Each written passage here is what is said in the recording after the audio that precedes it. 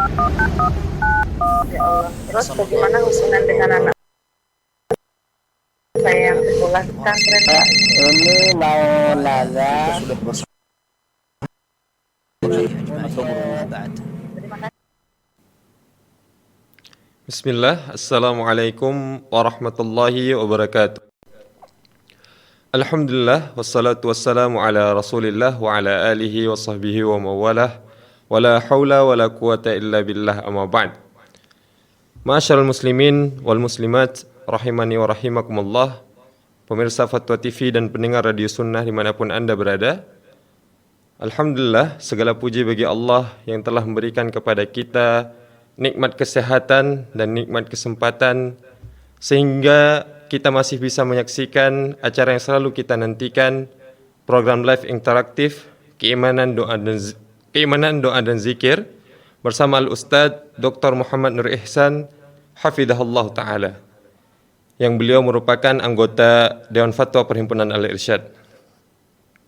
Dan Alhamdulillah, beliau telah menyempatkan untuk hadir bersama kita di studio Fatwa TV Jember, dan insyaAllah akan membimbing kita selama 1 jam ke depan insyaAllah nantinya. Taib, kaifa halukum Ustaz? Bikhair Ustaz? Alhamdulillah bikhair akhil fajar. Barakallahu fiik. Semoga Allah juga memberkahi semua para pemirsa dan para pendengar di mana saja berada. Nah, barakallahu Taib fiik. Ustaz. Seperti biasanya, insyaAllah kita akan mengawali perjumpaan kita pada kesempatan kali ini dengan beberapa nasihat Ustaz. Naam. Taib Ustaz, waktu dan tempat kami persilahkan. Tafadhal Ustaz. Barakallahu fiik. Assalamualaikum warahmatullahi wabarakatuh. Alhamdulillah wassalatu wassalamu ala Rasulillah wa alihi wa sahbihi wa man wala wa la haula wa la quwwata illa billah. Ikhwatal iman, kaum muslimin dan muslimat, para pemirsa dan juga para pendengar di mana saja antum berada. Semoga senantiasa dalam lindungan Allah Subhanahu wa taala. Ikhwatal iman, semua kita mendambakan kebahagiaan. Kita semua mencintai dan menginginkan bagaimana hidup ini bahagia. Bersamaan dengan kondisi dan keadaan yang kita lewati dan kita jalani dalam hidup ini, yang seringkali kita melakukan berbagai kesalahan, berbagai hal-hal yang menjadi penghambat bagi kita semua untuk meraih kebahagiaan itu. Kita sering melakukan dosa dan banyak kekurangan dan kekhilafan kita, yang semua hal itu merupakan penghambat, baik kesalahan yang berkaitan atau yang berhubungan dengan hak Allah Subhanahu wa taala atau dengan sesama. Oleh karena itu, sungguh kita sangat membutuhkan kemaafan Allah, maghfirah dan rahmatnya. Kemaafan Allah yaitu agar Allah Subhanahu wa taala memaafkan kita kekurangan dan kesalahan kita kepada Allah Subhanahu wa taala, sehingga kita tidak menunaikan hak Allah yang diwajibkan atas diri kita. Maka kita memohon kemaafan kepada Allah Subhanahu wa taala. Seringkali kita melakukan kesalahan kepada sesama, menzolimi, mengganggu, sehingga kita memohon kepada Allah keampunan agar Allah Subhanahu wa taala mengampuni dosa-dosa yang kita lakukan. Kemudian agar Allah Subhanahu wa taala senantiasa membimbing kita. Kita sangat membutuhkan rahmat Allah Subhanahu wa taala. Maka dengan kemaafan Allah dan keampunannya serta rahmatnya, hidup ini akan bahagia. Dan kalau kita cermati akhir dari surat Al-Baqarah yang di dalamnya terdapat permohonan kemaafan dan keampunan serta rahmat, kita akan memahami hakikat apa yang diutarakan tadi. Allah Subhanahu wa taala menjelaskan di antara doa yang diucapkan orang-orang beriman, mereka mengucapkan setelah bertawassul dengan keimanan yang tertanam di dalam jiwa mereka, mereka mengucapkan Rabbana wa la tuhammilna ma la taqata lana bih wa'fu anna waghfir lana warhamna anta maulana fansurna 'alal qaumil kafirin. Ya Allah, maafkanlah kami, ampunilah dosa-dosa kami dan rahmatilah kami. Kemaafan di sini tentu berkaitan dengan kesalahan kita kepada Allah. Adapun keampunan adalah dosa-dosa dan kesalahan dengan sesama. Maka kita minta keampunan kepada Allah Subhanahu wa taala, kemudian rahmat yaitu kebaikan, kemuliaan, kasih sayang Allah berikan kepada kita agar kita senantiasa dibimbing untuk menjalani hari-hari yang akan kita hadapi dalam hidup ini. Dengan kemaafan, keampunan dan rahmat, hidup akan bahagia. Semoga kita senantiasa menjadi orang-orang yang dibimbing oleh Allah untuk melakukan sebab-sebab untuk meraih kebahagiaan dunia dan akhirat. Allahumma amin. Demikian, Allahu a'lam. Syukran Ustaz wa jazakumullah khairan atas nasihatnya Ustaz. Barakallahu Semoga cara kita diberkahi oleh Allah Azza wa Jalla. Nah, kami informasikan bahwasanya acara ini juga dapat pemirsa dengarkan melalui siaran radio berikut. Di antaranya Radio Binbas Yogyakarta, kemudian ada Radio Sahabat Tegal, Radio MD FM Probolinggo, kemudian ada Radio Hang FM Batam, Radio Amuba Pangkal Pinang, Radio Sago FM Sumatera Barat, Radio Gema FM Bontang, Radio Tuah FM Riau, dan Radio Mas FM Seragen. Dan juga kami informasikan bahwasanya acara live interaktif ini memungkinkan bagi para pemirsa untuk bisa bertanya langsung kepada Al-Ustadz, tentunya dengan tema yang telah kita tentukan, yaitu keimanan, doa, dan zikir. Jadi bagi para pemirsa yang memiliki permasalahan yang mungkin ingin ditanyakan langsung kepada Al-Ustadz, bisa menghubungi kami melalui nomor 0331 544 6087.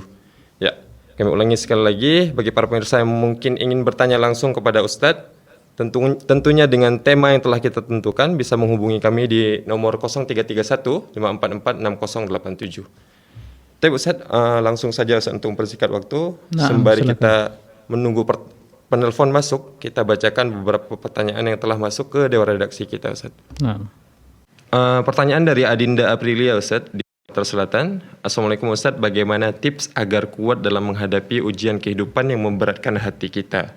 Fadhal Ustadz, waktu dan tempatnya. Para pemirsa rahimakumullah, ya, semoga senantiasa dalam lindungan Allah Subhanahu wa taala.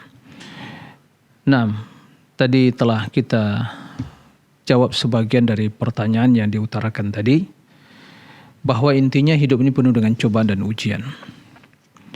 Maka agar kita bisa selamat dan kuat, ya, dan teguh di dalam menjalani hidup ini dengan berbagai rintangan, cobaan, ujian, ya, problem, dilema, itulah kehidupan. Maka sebagaimana disampaikan tadi, pertama kita harus, ya, senantiasa memiliki sifat sabar dan melatih diri untuk selalu sabar. Ini yang pertama. Yang kedua, senantiasa tawakal dan isti'anah billah azza wa jalla, dan berlepas diri dari daya dan upaya kita. Memperbanyak mengucapkan la haula wa la quwata illa billah. Ya, bertawakal kepada Allah Subhanahu wa taala, berserah diri, memohon pertolongan kepada Allah Subhanahu wa taala dalam, ya, pertolongan dalam melakukan kebaikan, dan juga pertolongan di dalam menghadapi berbagai cobaan dan ujian. Ya. Kemudian untuk senantiasa, ya, berprasangka baik pada Allah Subhanahu wa taala, bil husnul dzan billah azza wa jalla. Jangan pernah, ya, kita berprasangka jelek kepada Allah. Ya. Karena semua yang terjadi dengan izin dan takdir Allah pasti ada hikmahnya. Maka orang yang bahagia, orang yang akan kuat dan akan sabar dan tabah dalam menghadapi hidup ini, orang yang memahami, ya, yang meyakini bahwa segala sesuatu, ujian, cobaan dengan takdir Allah, kemudian diyakini semua itu pasti ada hikmahnya. Maka hendaklah kita bisa memetik, ya, buah manis dari hikmah takdir tersebut. Sesungguhnya hidup ini tidak keluar di lingkaran takdir. Maka kita berpindah dari suatu takdir ke takdir yang lain. Maka modal utama juga yang harus kita miliki setiap individu muslim untuk senantiasa banyak berdoa kepada Allah. Berdoa untuk meraih kebaikan, berdoa menolak atau menghindarkan atau menyelamatkan diri dari kejelekan kejahatan yang kita takuti. Nah, ini yang harus dimiliki. Maka dalam waktu kepada Allah, kemudian kembali kepada Allah, memohon pertolongan kepada Allah, bersabar, kemudian ambillah pelajaran dari hikmah di balik takdir dan keputusan Allah Subhanahu wa taala. Nah, dan demikian insyaallah hidup akan bisa dijalani dengan selamat. Demikian Allahu a'lam. Syukran Ustaz wa jazakumullah khairan atas jawabannya. Nah, barakallah. Kemudian kami ucapkan juga terima kasih banyak kepada penanya yang telah bertanya. Tapi Ustaz, kita berpindah ke pertanyaan selanjutnya Ustaz. Ada pertanyaan dari Endah Aplikasi di Jawa Barat. Bismillah. Rasulullah SAW membaca doa setiap bangun tidur, yaitu doanya akhir surat Ali Imran Ustaz, dari ayat 190 sampai 200. Karena beliau sudah menghafalnya. Karena ana belum hafal, apa boleh saya membacanya tidak langsung setelah bangun tidur Ustaz? Misalnya setelah salat subuh dan sebagainya, seperti itu Ustaz. Syukran wa jazakumullah khairan Ustaz. Fadhal Ustaz. Baik, ini dia mengatakan bahwa ada akhir surat Ali Imran. Wallahu alam pertama perlu di cross check kembali apakah benar seperti itu.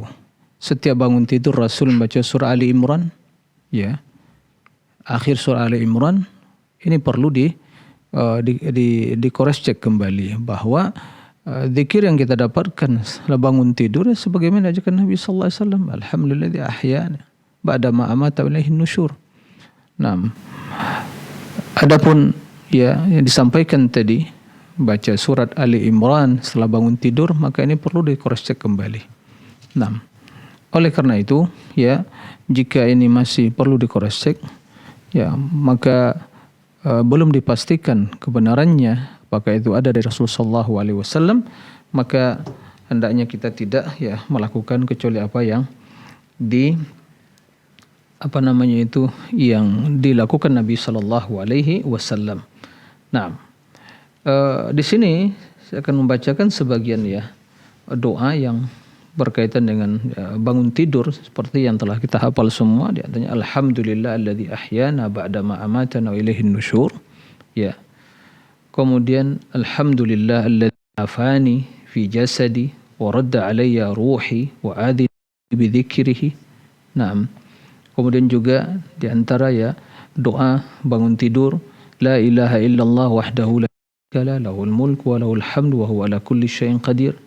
Alhamdulillah subhanallah wa la ilaha illallah wallahu akbar wa la haula wa la quwata illa billah. Allahumma ighfirli.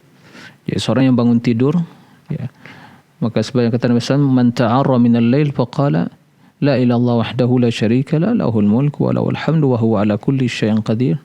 La ilaha illallah alhamdulillah subhanallah wallahu akbar la ilaha illallah wallahu akbar la haula wa la quwata illa billah kun Allahumma ighfirli. Maka akan diampuni dosanya dan bila dia salat maka akan diterima salatnya. Nah, itu di antara zikir yang diucapkan di waktu bangun setelah tidur. Adapun yang ditanyakan tadi yaitu membaca surat berapa tadi 199 sampai ayat 99, 199 sampai 120 atau 200, maka ini tidak ada dalil yang menjelaskan bahwa Nabi SAW membaca hal itu. Maka jangan dilakukan hal itu karena tidak sesuai dengan tuntunan Nabi SAW. Nah, demikian wallahu a'lam. Assalamualaikum wa barakallahu fikum atas jawabannya. Nah. Dan kami ucapkan juga jazakumullah khairan atas kebersamaannya dan kami ucapkan jazakumullah khairan juga bagi para yang bertanya. Tapi pemirsa Fatwa TV yang insyaallah dimuliakan oleh Allah Azza wa Jalla, kami mengajak kembali para pemirsa untuk bisa berinteraksi langsung, menanyakan langsung permasalahan tentunya sesuai dengan tema yaitu keimanan, doa dan zikir, bisa menghubungi kami di nomor 0331544687. Ya, kami mengajak para pemirsa untuk bisa berinteraksi langsung dengan Al Ustadz, dan bisa menghubungi kami melalui nomor 0331544687. Tapi Ustadz, sepertinya belum ada penelpon yang masuk. Ustadz, kita lanjutkan pertanyaan yang telah masuk, Ustadz, ya. Nah, tafadhal. Pertanyaan dari hamba Allah di Purwakarta, Ustadz. Assalamualaikum warahmatullahi wabarakatuh. Ahsanallahu ilaikum. Ustadz, saya hendak bertanya, bagaimana hukum menyandingkan nama Allah dengan nama Nabi Muhammad SAW ketika berdoa? Contohnya, ya Allah, ya Rasulullah, selamatkanlah kami dari fitnah Dajjal. Nah, Syukran wa jazakumullah khairan. terima kasih atas pertanyaannya dari hamba Allah di Purwakarta. Nah, barakallahu fi atas pertanyaan. Menyandingkan nama Allah Subhanahu wa taala dengan nama Nabi kita Muhammad SAW dalam berdoa. Dalam redaksi tadi sebutkan ya memohon ya Allah ya Rasulullah. Ini adalah perbuatan yang haram, karena itu kesyirikan. Ya. Kesyirikan. Karena doa itulah ibadah. Ya, doa adalah ibadah. Doa wal ibadah. Nah, kemudian wa annal masajida lillah fala tad'u ma'allahi ahada. Masjid itu milik Allah, maka jangan menyeru ya bersama Allah seorang pun. Artinya hanya ikhlas ibadah kepada wa'budullah wa la tusyriku bi syai'a. Ya, ibadatilah Allah. Nah, ud'uni astajib lakum. Nah, jadi doa itu ibadah. Tidak boleh memohon kepada selain Allah.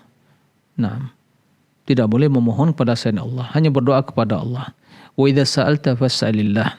Adapun saya mengucapkan ya Allah ya Rasulullah, ini perbuatan syirik. Ya. Doa ibadah. Siapa yang memohon kepada Rasul maka telah berbuat syirik. Syirkun akbar, syirik besar.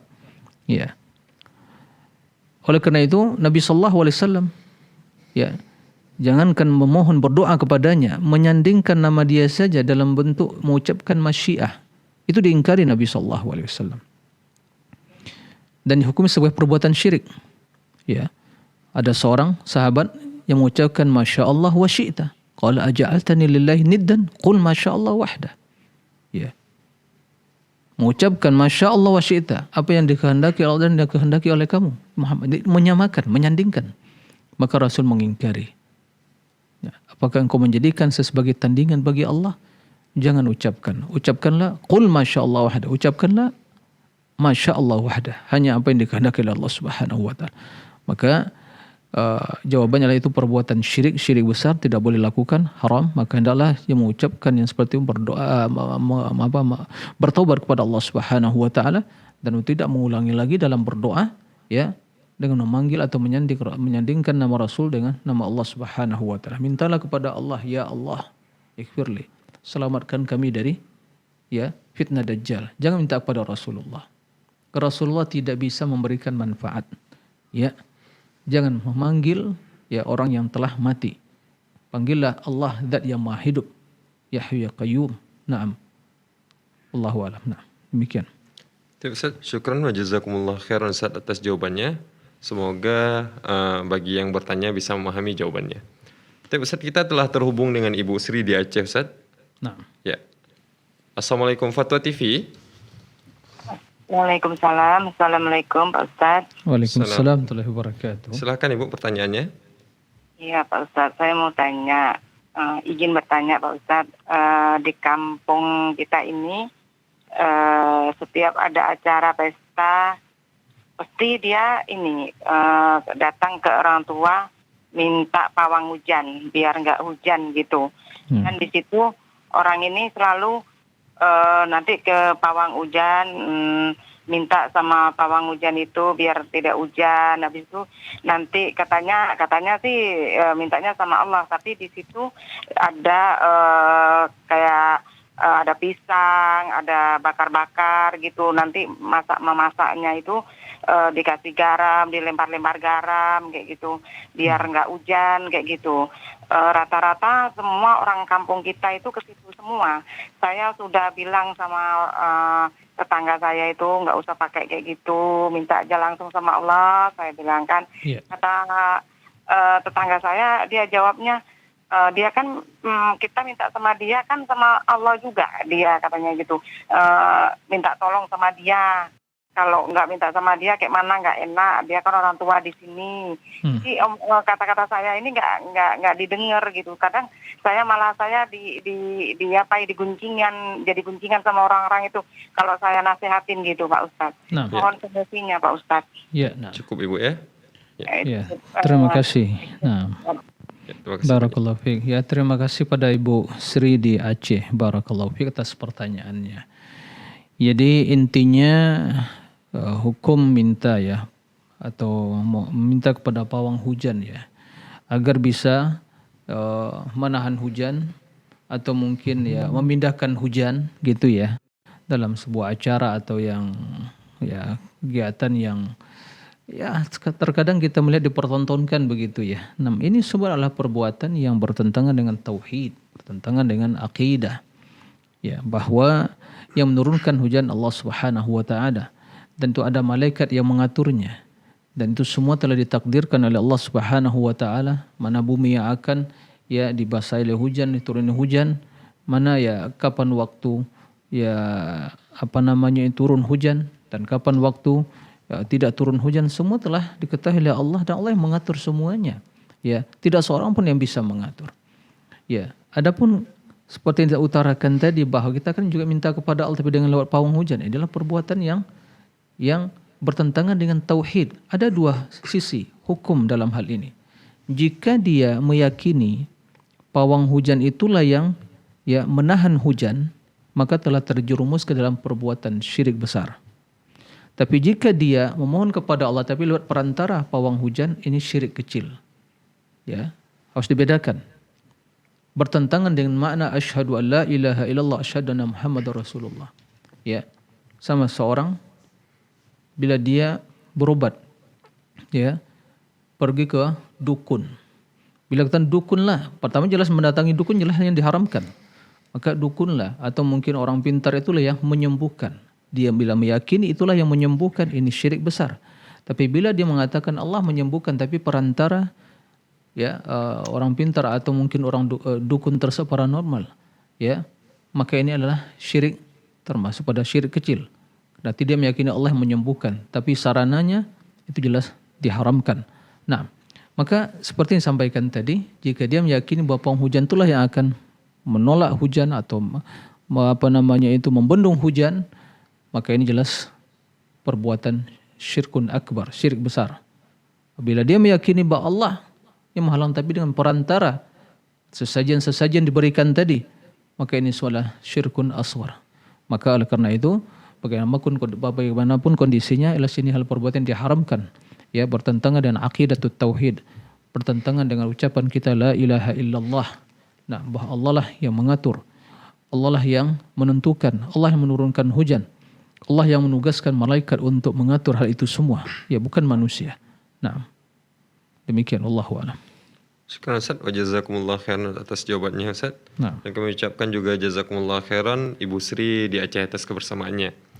Tapi Ustaz, kita telah terhubung dengan Ibu Rosmi ini Ustaz di Pacitan. Nah. Ya, Assalamualaikum Fatwa TV. Waalaikumsalam warahmatullahi wabarakatuh. Ya, kami persilahkan Ibu pertanyaannya. Iya, ya. Assalamualaikum warahmatullahi wabarakatuh, Ustaz. Waalaikumsalam warahmatullahi wabarakatuh. Nah. Saya ingin menanyakan tentang doa di waktu sujud, Ustaz. Nah. Apa bisa beberapa macam yang kami maksud, umpamanya Robbana atina fid dunya hasanah wa fil akhirati hasanah wa qina adzabannar. Robbana hab lana min azwajina wa dzurriyyatina qurrata a'yun waj'alna lil muttaqina imama. Dan selanjutnya beberapa macam dalam satu sujud. Juga umpamanya diulangi lagi atau ditambah lagi sujud yang lainnya, itu apa bisa, apa kita mengada-ada, Ustaz? Terus selanjutnya yang kami tanyakan beberapa waktu lalu itu tentang doa akasa itu. Saya belum berani langsung kepada beliaunya karena beliaunya ini sudah usianya lanjut dalam 80 tahun lah, apa lebih. Saya sangat menjaga Terus saya sudah menghubungi, mengadakan pendekatan sama putranya. Ya tolong nanti ibu diingatkan atau ditanya dari mana asalnya doanya. Ternyata Bu, itu sudah ditanyakan pada Ustadz, tidak ada contoh dari Rasulullah dan juga tidak ada dalil dari Al-Quran. Ya. Yang seperti itu, apa saya itu termasuk apa mengajak dalam kebaikan, apa termasuk bagaimana Ustadz? Terima kasih jawabannya. Jazakumullah khairan. Assalamualaikum warahmatullahi wabarakatuh. Waalaikumsalam warahmatullahi wabarakatuh. Naam. Ya, terima kasih. Syukron kathiran kepada Ibu Rosmini di Pacitan. Barakallahu fiik atas pertanyaannya. Pertanyaannya itu doa di waktu sujud. Ya, tadi disebutkan redaksinya itu Rabbana atina fid dunya hasanah atau juga Rabbana hab lana min azwajina wa dzurriyyatina qurrata a'yun waj'alna muttaqina imama. Kalau kita perhatikan ya kedua doa tersebut merupakan ya doa yang terdapat dalam Al-Quran. Nah, telah dijelaskan sebelumnya bahwa jika dalam mengucapkan doa itu bermaksud membaca Al-Quran, maka ini tidak diperbolehkan. Karena Rasulullah nuhitu an aqra al-Quran fi sujud. Nah, dilarang membaca Al-Quran di waktu sujud. Nah, begitu di waktu ruku' dan sujud. Makanya di waktu ruku' fa'azzimu fihi Allah wa fis sujud fa'akthiru minad du'a. Tapi jika maksudnya berdoa itu mengutip redaksi Al-Quran dan maksudnya lah berdoa, maka tidak ada masalah. Akan tapi yang lebih utama dalam hal ini ya, yang lebih utama dalam hal ini adalah membaca doa yang telah diajarkan Nabi SAW. Ya Rabbana subhana rabbiyal a'la. Kemudian juga seperti yang di antara yang diucapkan Nabi SAW di waktu sujud, Allahumma laka jadtu, ya Allah aku sujud karena engkau ya Allah, wa bika amantu, beriman kepadamu, walaka aslamtu, dan berserah diri kepadamu, sajada wajhiya lilladzi khalaqahu, dan wajahku sujud kepada zat yang menciptakannya, wa sawwarahu, dan yang membentuk, wa syaqqa sam'a wa basar, dan memberikan ya pendengaran dan membuka pandangan mata, tabarakallahu ahsanul khaliqin, maha mulia dan berkah Allah ya, zat yang maha terbaik yang menciptakan. Kemudian juga subuhun quddus rabbul malaikati war ruh, subhanaka Allahumma rabbana wa bihamdik Allahumma ighfirli. Itu diucapkan. Kemudian doa-doa yang lain di waktu sujud ya seperti Allahumma ighfirli ma qaddamtu wa ma akhartu wa ma asrartu wa ma alantu wa ma anta a'lamu bihi minni antal muqaddim wa antal muakhiru la ilaha illa ant.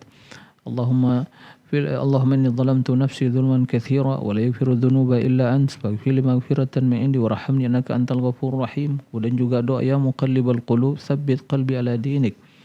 Nah, intinya kebaikan dan yang lain. Jadi itu lebih utama.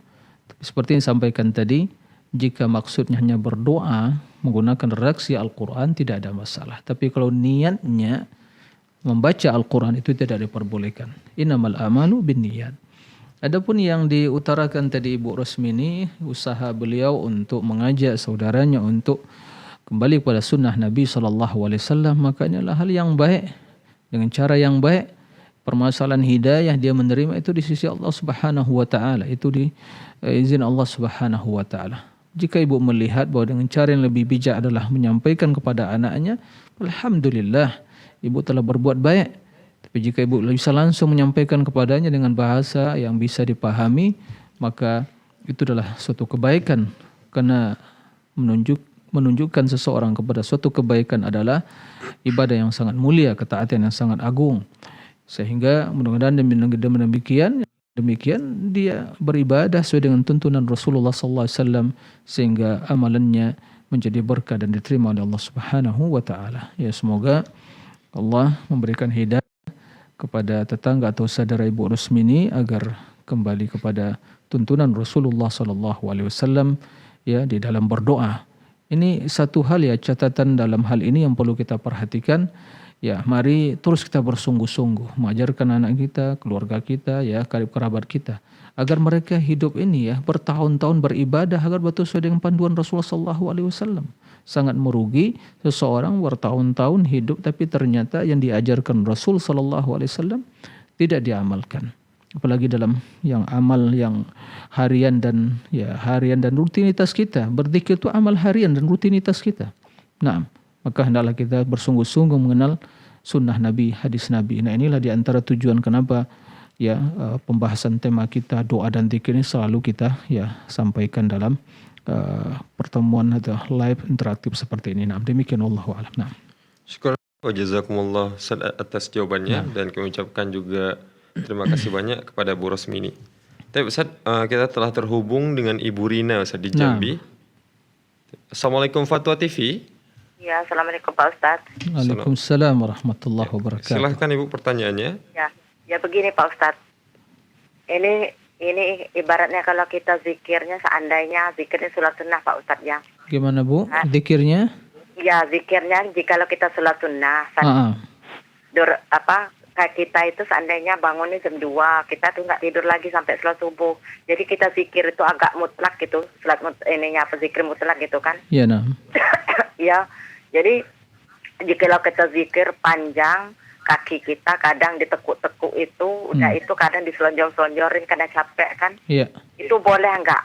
Nah, yang keduanya, kalau seandainya kita kesiangan, seandainya 4:30 kita sholat, kita belum sholat tahajud atau witir, kita percepat zikirnya. Durasinya seberapa menit kah Pak Ustadz yang menurut tuntunan Nabi Muhammad SAW? Durasi apa Bu? Durasi lama kita persingkat waktunya itu apakah diperbolehkan kita mempersingkat waktunya? Kalau seandainya kita mau sholat di masjid, kita menjelang untuk untuk sholat jemaah di masjid gitu kalau subuh itu. Sebentar, tadi Ibu bilang jam berapa? Jam 4:30. Kalau kita ketiduran itu sampai 4:30 kan azan sekarang kan jam 5:05 kan azan. Iya, itu di Jambi begitu ya Bu ya, 4:30 ya. Ya Pak Ustadz ya. Baik. 4:30 itu azan. Jadi 4:30 itu baru bangun. Iya, biasanya sih jam 4:04. Nah, jadi masih ada durasi kita bisa jam 2, jam 3 kita. Jadi kita zikir itu masih banyak kita zikir, tapi mutlak kita nggak dihitung gitu, terserah kita gitu berapa kan. Nah. Tapi kalau kita bangun seandainya namanya kita manusia kan tetap ada gelagapan, memang nggak pernah kesiangan, cuman gelagapan batas 4:30 itu lah saya pernah sekali itu 4:30 itu langsung loncat ya langsung wudu langsung cepat gitu. Tapi saya biasanya sholat agak panjang gitu ininya.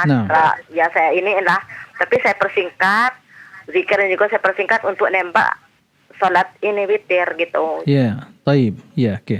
Ya. Jadi cuma sedikit Pak Ustadz itu waktunya itu saya cepat lagi untuk sholat witir, kita jember kebagian semua gitu. Iya, Bu. Maka boleh itu Pak Ustadz. Ya, itu saya minta solusinya Pak Ustadz. Oke, barakallahu fiik. Nah. Terima kasih kepada Bu Rina di Jambi, barakallahu fiik. Jadi intinya yang alhamdulillah kebiasaan beliau bangun mungkin 1 jam atau setengah jam sebelum subuh sehingga masih bisa tahajud dan zikir kemudian setelah itu sholat subuh. Nah, bagaimana kondisi mungkin agak terlambat, mungkin dah mepet waktunya, mungkin tersisa tidak panjang waktu untuk bisa sholat subuh.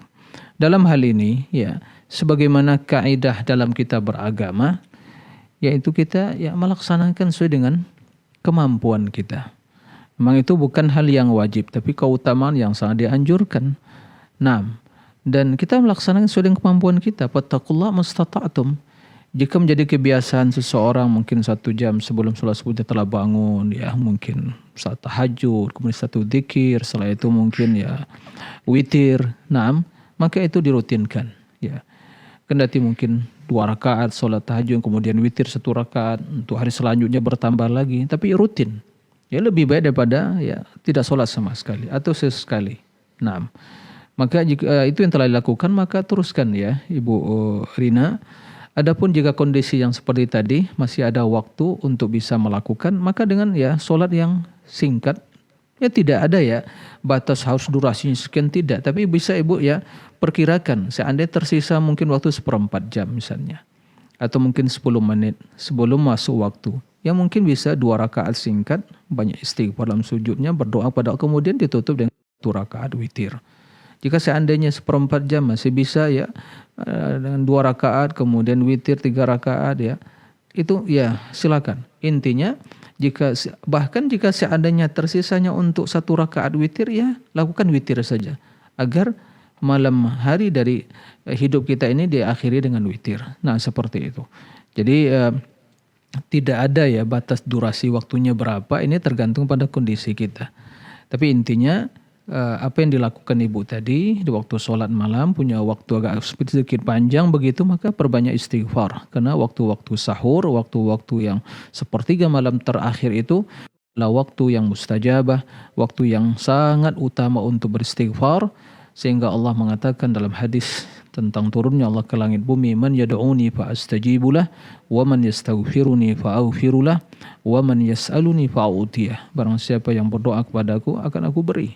Ya, diberikan permohonannya, dikabulkan oleh Allah. Barang siapa mohon keampunan, maka niscaya akan aku ampuni. Barang siapa yang meminta sesuatu akan diberikan oleh Allah Subhanahu wa taala. Jadi perbanyak istighfar.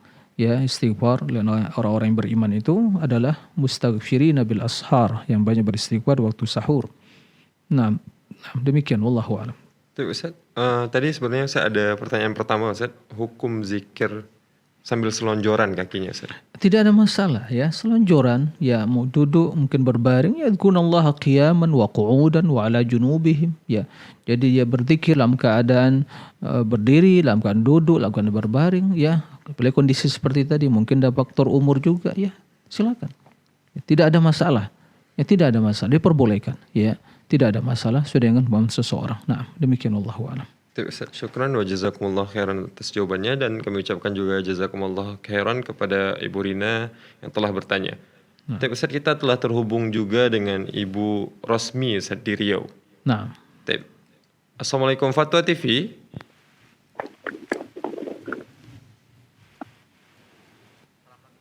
Ya, Assalamualaikum Fatwa TV. Waalaikumsalam warahmatullahi wabarakatuh. Ya, silakan Ibu, pertanyaannya. Assalamualaikum warahmatullahi wabarakatuh, Ustaz. Waalaikumsalam warahmatullahi wabarakatuh. Nah, silakan Ibu. Ya, ini mau penjelasannya begini Ustaz. Nah. Sampai tahiyat awal, sampai di manakah bacaan yang harus kita baca menurut sunnah, ataupun dihabiskan selawatnya sampai habis, atau sampai di mana? Itu yang pertama. Yang keduanya, saya pernah sakit pada tahun 2008, 40 hari di rumah sakit, tidur telentang aja, tidak bisa miring dan tidak bisa duduk. Jadi saya dibersihkan sama perawat, dilap saja sama perawat 2 kali 1 hari. Dan habis dibersihkan perawat, saya tutup dengan selimut yang baru digantinya. Dan saya sholat sambil berbaring begitu. Saya tidak miring dan ditinggikan saja kepalanya sama tempat tidurnya sama perawat. Tahu kemana arah tujuan kiblatnya. Cuma saya berniat di dalam hati, saya menghadap kiblat gitu. Namanya saya usalli fardhu zuhri 4 rakaatin mustaqbilal qiblati adaan lillahi ta'ala di dalam hati saya. Jadi saya tidak arah kiblat kemana. Dan bagaimanakah salat saya tersebut Ustaz? Karena saya tidak bisa duduk dan tidak bisa miring gitu. Mentangnya selama 40 hari di rumah sakit gitu. Mohon penjelasannya Ustaz. Ya, Assalamualaikum warahmatullahi wabarakatuh. Waalaikumsalam warahmatullahi wabarakatuh. Barakallahu fiik pada Ibu Rosmi di Riau. Nah, ada 2 pertanyaan. Yang pertama tentang tahiyat yang pertama ya. Sampai di mana? Yaitu sampai di wa asyhadu anna Muhammadan abduhu wa rasuluh. At-tahiyatu lillah wassalawatu wattayyibat. Assalamu alayka ayuhan nabiyyu wa rahmatullahi wa barakatuh. Assalamu alayna wa ala ibadillahi salihin. Asyhadu an la ilaha illallah wa asyhadu anna Muhammadan abduhu wa rasuluh. Sampai di situ, itu tahiyat yang pertama. Adapun tahiyat yang kedua, yang terakhir ya, maka mengucapkan ya salawat pada Nabi sallallahu alaihi wasallam. Jadi tahiyat yang pertama adalah sampai mengucapkan asyhadu anna Muhammadan abduhu wa rasuluh. Nah, Kemudian apa yang disampaikan tadi ya alhamdulillah ya ibu telah diberi ya kesehatan oleh Allah Azza wa Jal, telah menjalani ya 40 hari. Ya, ini nikmat dari Allah Subhanahu wa taala. Mari jaga kesehatan tersebut dan dimaksimalkan untuk beribadah pada Allah Subhanahu wa taala. Yang menjadi pertanyaan di waktu beliau sakit selama 40 hari tersebut tidak bisa duduk, hanya berbaring saja. Juga mungkin ya kalau berwudu bersih mungkin ya diwudukan kan begitu, kemudian berbaring. Nah, tentunya yang pertama yang dilakukan ini juga pelajaran bagi kita semua, bagi mungkin keluarga yang sedang mungkin terbaring di rumah sakit ya, kita keluarga yang datang memandu dia, maka begitu sholat diusahakan terlebih dahulu untuk bisa posisi dia itu betul bisa dia digeser bisa menghadap ke kiblat. Nah, dia berbaring maka misalnya kiblat depan kita maka hadapkan ke sana. Nah, itu yang pertama. Jika tidak memungkinkan, karena mungkin posisi kamar mungkin ya pasien banyak begitu ya tidak memungkinkan, maka dalam kondisi seperti itu seorang sholat ya maka tidak ada masalah karena itu yang mampu dia lakukan. Fattaqullaha mastata'tum. Ya sholat ada hukum asal adalah berdiri. Jika tidak ya duduk, jika tidak berbaring. Nah, jika tidak lagi bisa mampu baring ya maka memberikan isyarat. Nah, adapun tadi yang diucapkan ibu ya tidak perlu sepertinya ya, tidak perlu ya mungkin yang diucapkan harus usolli gitu ya, karena usolli itu bukan niat ya, itu lafaz dan niat itu di hati. Jadi ibu atau siapapun mungkin ya yang berniat untuk mendirikan sholat, melaksanakan sholat, sekarang mungkin sholat misalnya sholat maghrib atau sholat isya, pasti dia berniat untuk melakukan sholat, itulah niat. Adapun yang mengucapkan usolli fahdal dhuhri atau usolli fahdal isya'i atau maghribi 3 rakaat ma'muman wa imaman, itu tidak dicontohkan Nabi SAW. Ya, tidak juga diucapkan oleh para sahabat Nabi SAW. Dan Rasul mengatakan innamal a'malu binniyat, amal itu dengan niat. Sallu kama ra'aitumuni usolli, salatlah seperti kalian melihat aku salat. Dan beliau tidak mengucapkan hal itu, maka untuk selanjutnya tidak perlu diucapkan usolli tersebut. Kendati sebagian ya para fuqaha mengatakan, tapi jelas sunnah Nabi adalah yang paling utama dalam hal ini dan itulah contoh kita dalam melaksanakan solat tadi. Nah, demikian wallahu a'lam. Syukran Ustaz wa jazakumullah khairan Ustaz atas jawabannya. Tapi Ustaz seperti masih ada waktu dan kita telah terhubung dengan Ummu Zahra Ustaz di Riau. Ya, Assalamualaikum Fatwa TV. Waalaikumsalam warahmatullahi wabarakatuh. Ya, tolong dipersingkat Bu ya pertanyaannya. Insyaallah. Assalamualaikum warahmatullahi wabarakatuh, Ustaz. Waalaikumsalam warahmatullahi wabarakatuh. Nah. Ini terkait dengan sabda Rasulullah sallallahu alaihi wasallam. Mengatakan barang siapa melayat, menyolatkan, memandikan dan mengantarkan jenazah, maka dia mendapat pahala 2 qirat. Nah ini apakah ini hadis ini hanya untuk laki-laki atau juga untuk perempuan, Ustaz? Kalau untuk perempuan bagaimana hukumnya, Ustaz? Ya, nah. Ya, Assalamualaikum warahmatullahi wabarakatuh. Waalaikumsalam. Ya. Ya, terima kasih kepada Ibu Ibu Zahra ya. Nah, di Riau. Nah, jadi dijelaskan tadi bahwa keutamaan melayat atau mungkin ya menyolatkan kemudian mengantarkan jenazah sampai kuburan kan begitu, maka baginya qiratan, yaitu 2 qirat. 1 qirat itu ya sebersukit Uhud ya. Itu pahala yang diberikan. Nah, yang menjadi pertanyaan apakah ini khusus bagi kaum lelaki atau kaum wanita? Tidak diragukan bahwa secara umum hukum itu sama ya. Kan tapi tentunya dalam hal ini ya jika seorang atau keluarga yang juga datang juga, wanita datang juga yang mengantarkan jenazah saudaranya ke kuburan dan tetap dia menjaga aurat dan juga bisa menahan diri, tidak merata dan menagih dan seterusnya, bisa mengontrol ya dirinya, maka tentunya ya sama dari sisi keutamaan sama. Ya, dari sisi keutamaan sama.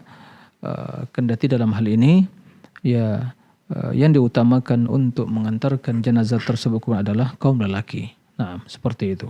Tapi jika kaum wanita di antara karib kerabatnya juga ikut, maka juga termasuk ya dapat keutamaan dari apa yang disampaikan tadi. Nah, ya semoga Allah Subhanahu wa taala senantiasa memberikan taufik dan bimbingan kepada kita semua dalam menjalani hidup ini. Nah, demikian wallahu a'lam.